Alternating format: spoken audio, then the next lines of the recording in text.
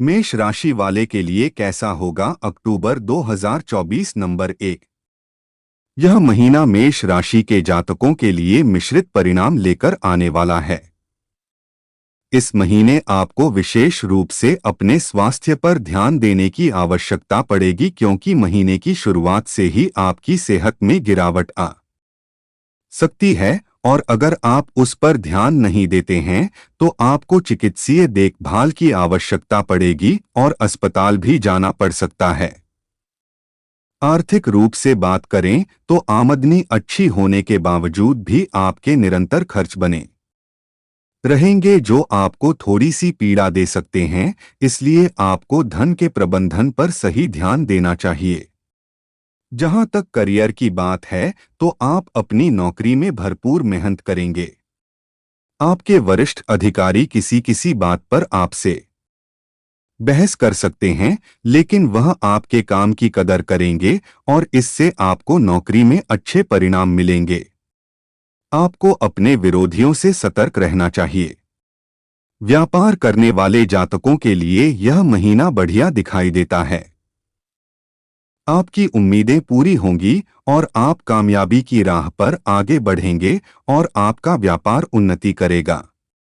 विद्यार्थी वर्ग को कठिन चुनौतियों का सामना करना पड़ेगा और आपकी पलकों पर परीक्षा होगी, लेकिन आपकी मेहनत आपको सफलता दिलाएगी। पारिवारिक जीवन में उतार चढ़ाव के बावजूद खुशी भरे पलों की आमद होगी। प्रेम संबंधों में उतार चढ़ाव रहेगा, लेकिन महीने के उत्तरार्ध में समस्याओं में कमी आएगी। प्रेम विवाह की संभावना बन सकती है। वैवाहिक संबंधों में प्रेम और रोमानियत का योग रहेगा। महीने का पूर्वार्ध अधिक अनुकूल रहेगा। उत्तरार्ध में कुछ समस्याएं खड़ी हो सकती हैं। विदेश यात्रा करना चाहते हैं तो इस महीने आपको सफलता मिल सकती है। नंबर 2, करियर के दृष्टिकोण से यह महीना मध्य रूप से फलदायक रहेगा। दशम भाव के स्वामी शनि महाराज एकादश भाव में पूरे महीने वक्री अवस्था में विराजमान रहेंगे, जिससे आपको अपनी नौकरी में बहुत ज्यादा मेहनत करने की आवश्यकता पड़ेगी और आपके ऊपर काम का दबाव भी रहेगा। आपके वरिष्ठ अधिकारी किसी न किसी बात पर आपसे बहस आदि कर सकते हैं, लेकिन वह आपके काम को पसंद करते हैं, यह आपको जाहिर नहीं होने देंगे, इसलिए आप अपने काम को बेहतर से बेहतर करने की कोशिश करते रहें। तीसरे भाव में मंगल महाराज 20 अक्टूबर तक बने रहेंगे, जिससे आप कठिन चुनौतियों को अपनी मेहनत और कार्यकुशलता से आगे बढ़ाने में सफल रहेंगे और आपके सहकर्मियों और विरोधियों को धूल चटाने में कामयाब रहेंगे। 20 अक्टूबर से मंगल कर्क राशि में आकर आपके दशम और एकादश भाव पर दृष्टि डालेंगे, जिससे आप अपने काम में और अधिक मजबूती दिखा पाएंगे। छठे भाव के स्वामी बुध महाराज महीने की शुरुआत में सूर्य और केतु के साथ छठे भाव में विराजमान रहेंगे और उन पर मंगल और बृहस्पति की दृष्टि होगी। इसकी वजह से आपके विरोधी आपको परेशान करने की कोशिश करेंगे, लेकिन महीने के उत्तरार्ध में बुध और सूर्य आपके सप्तम भाव में आ जाएंगे और 20 अक्टूबर से मंगल भी चतुर्थ भाव में आ जाएंगे। तब इन समस्याओं में कमी आएगी। आप अपने विरोधियों को पहचानते हुए एक अच्छे विजेता के रूप में अपनी पहचान बनाएंगे और कार्यक्षेत्र में अपनी स्थिति को और प्रबल बना लेंगे। महीने का अंतिम सप्ताह आपके लिए बहुत अच्छा रहेगा। इस दौरान आपके पद में वृद्धि का समाचार आपको मिल सकता है। व्यापार करने वाले जातकों के लिए महीने की शुरुआत बेहद अच्छी रहेगी। सप्तम भाव के स्वामी शुक्र महाराज सप्तम भाव में ही विराजमान रहकर आपकी उम्मीदों को पंख लगाएंगे। आप जो कुछ भी कोशिश करेंगे उसमें सफलता प्राप्त करेंगे। हालांकि छठे भाव में ग्रहों का जमावड़ा और उन पर मंगल और बृहस्पति की दृष्टि के कारण व्यावसायिक खर्च और पूंजी निवेश बढ़ सकता है, लेकिन इससे आपको विदेशी व्यापार का लाभ भी मिल सकता है। 13 अक्टूबर से शुक्र सप्तम भाव से निकलकर अष्टम भाव में जाएंगे तब आपको थोड़ी सावधानी बरतनी होगी और चोरी छुपे कोई भी ऐसा कार्य करने से बचना होगा जो कानूनी रूप से गलत हो, क्योंकि इसका असर आपके व्यापार पर पड़ सकता है। हालांकि मंगल के चौथे भाव में 20 अक्टूबर को आ जाने से आपके व्यावसायिक साझेदार से कुछ कहा सुनी हो सकती है, इसलिए थोड़ी सावधानी रखें। फिर भी आपको सरकारी क्षेत्र से भी लाभ महीने के उत्तरार्ध में मिल सकता है और व्यापार में कुछ नए संपर्क स्थापित होने का फायदा होगा। नंबर 3, यदि आपकी आर्थिक स्थिति को देखा जाए तो यह महीना आपके लिए उतार चढ़ाव से भरा रहने वाला है। पूरे महीने शनि महाराज वक्री अवस्था में एकादश भाव में रहेंगे, जो आपकी आर्थिक स्थिति के लिए बेहद अनुकूल रहेगा और आपकी आमदनी में नित्य नई प्रगति होती रहेगी और इजाफा होता रहेगा, जिससे आपकी आर्थिक स्थिति दिन प्रतिदिन बढ़िया रहेगी। आपकी दैनिक आमदनी भी अच्छी रहेगी, इसलिए धन की कमी आपके पास नहीं होगी। लेकिन द्वादश भाव में राहु की उपस्थिति और छठे भाव में सूर्य बुध केतु की उपस्थिति होने से आपके अप्रत्याशित खर्च होंगे। खर्च व्यर्थ की चीजों पर ज्यादा होंगे, जिससे धन का अपव्यय होगा और इसलिए आपको परेशान होना पड़ सकता है। इसके अतिरिक्त किसी की बीमारी को ठीक करने के लिए भी आपको धन खर्च करना पड़ सकता है। लेकिन आपके लिए 9 अक्टूबर से वक्री बृहस्पति की स्थिति भी अनुकूलता लेकर आएगी और आपके धन में वृद्धि करवाएगी। इस प्रकार देखें तो यह महीना हद से ज्यादा खर्चों के लिए जाना जाएगा, लेकिन आपकी आमदनी में भी निरंतरता बनी रहेगी। इसलिए आपको बहुत ही सही तरीके से अपने धन के प्रबंधन पर ध्यान देना चाहिए, ताकि किसी भी तरह की कोई बड़ी समस्या आपको परेशान ना कर पाए। अगर आप कोई संपत्ति खरीदना चाहते हैं तो उसके लिए महीने का पूर्वार्ध अनुकूल रहेगा। उत्तरार्ध में किसी भी संपत्ति में हाथ ना डालें, चाहे वह चल संपत्ति हो अथवा अचल, क्योंकि उससे नुकसान होने की संभावना बन सकती है। इस महीने आपके व्यापार में भी धन का निवेश करना पड़ सकता है। नंबर 4, यह महीना स्वास्थ्य के दृष्टिकोण से थोड़ा कमजोर रहने की संभावना दिखाई दे रही है।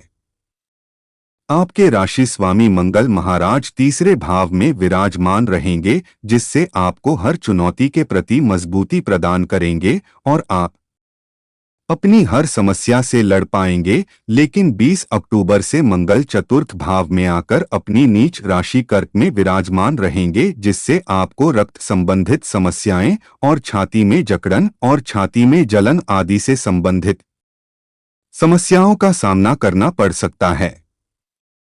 इसके अतिरिक्त पूरे महीने राहु आपके द्वादश भाव में विराजमान रहेंगे और वक्री शनि देव की दृष्टि भी आपकी राशि पर रहेगी और महीने के पूर्वार्ध में सूर्य और बुध भी केतु के साथ छठे भाव में विराजमान रहकर स्वास्थ्य समस्याओं को पीड़ित करेंगे। इसलिए आपको बहुत ज्यादा सावधानी बरतनी होगी। खासतौर से पेट और बड़ी आंत से संबंधित समस्याओं के प्रति सावधानी बरतें और जल जनित बीमारियों के प्रति भी सतर्कता रखें। इसके बाद बुध 10 अक्टूबर से और सूर्य 17 अक्टूबर से आपके सप्तम भाव में प्रवेश करेंगे, तो शुक्र 13 अक्टूबर से और बुध 29 अक्टूबर से आपके अष्टम भाव में आ जाएंगे। इस प्रकार सप्तम और अष्टम भाव तथा छठा भाव पीड़ित अवस्था में होने के कारण आपके लिए यह समय स्वास्थ्य के दृष्टिकोण से कुछ कमजोर रहेगा।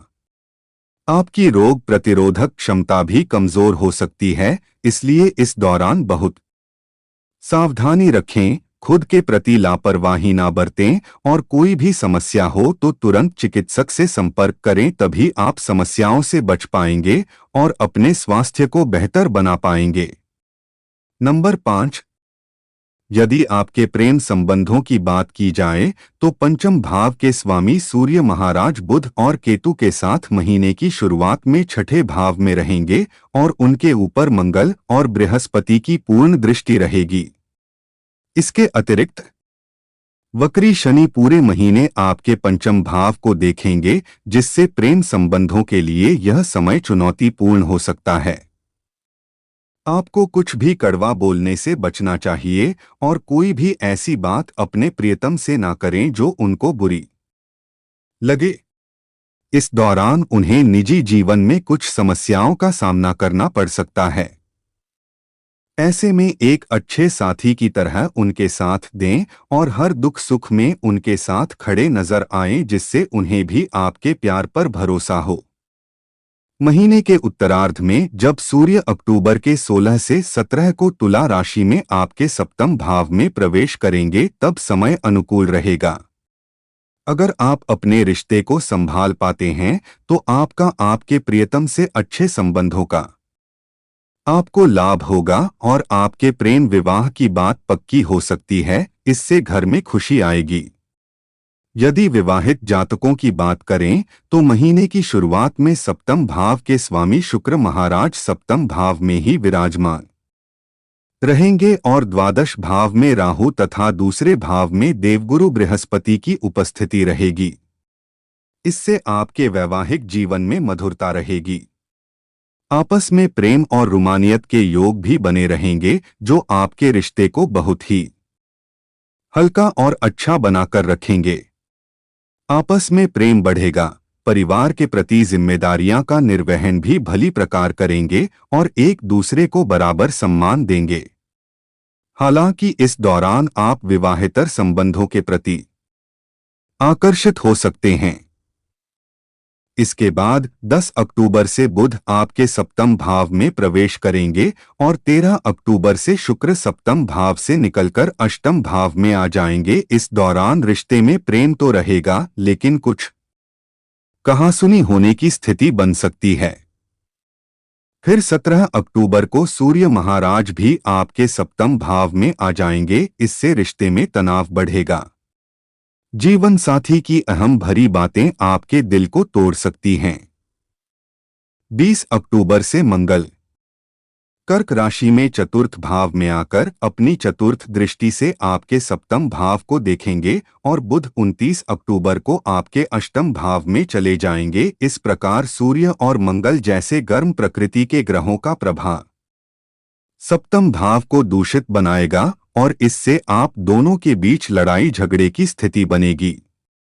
दूसरी तरफ देवगुरु बृहस्पति 9 अक्टूबर से वक्री अवस्था में आ जाएंगे, तो वह आपके रिश्ते की रक्षा करेंगे, लेकिन आपको फिर भी सावधानी बरतनी चाहिए और कोई भी बड़ा निर्णय लेने से बचना चाहिए।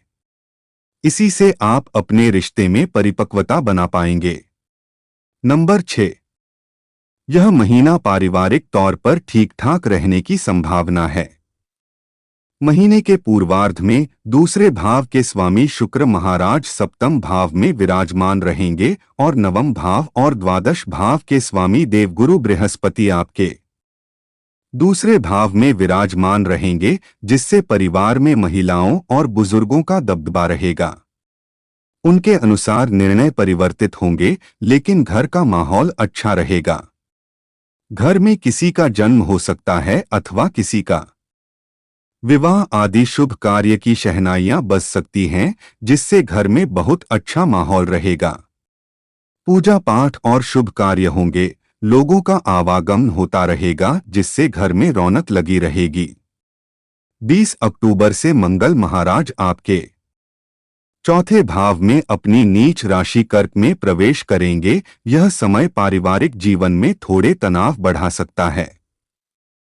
इस दौरान पारिवारिक जीवन में तनाव बढ़ सकता है और आपकी माताजी को स्वास्थ्य कष्ट परेशान कर सकते हैं। इसलिए उनके स्वास्थ्य समस्याओं के प्रति सावधान रहें।